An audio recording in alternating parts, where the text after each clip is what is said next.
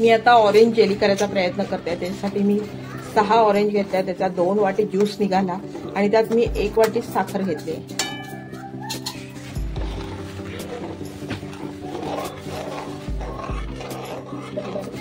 हे मिश्रण मंद आचेवर सतत ढवळत राहायचं आणि त्याचा एक तारी पाक झाला की गॅस बंद करायचा।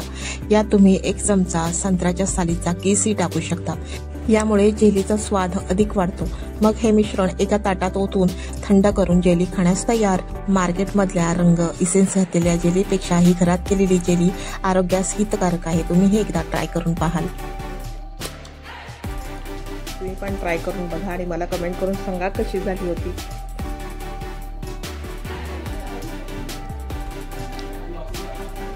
आवडली? अशा प्रकारे कोणत्याही फळाची जेली आपण करू शकतो। अननसाची, कलिंगडाची, पेरूची खूप सुंदर जेली होते। नेक्स्ट ट्राय करून पहा।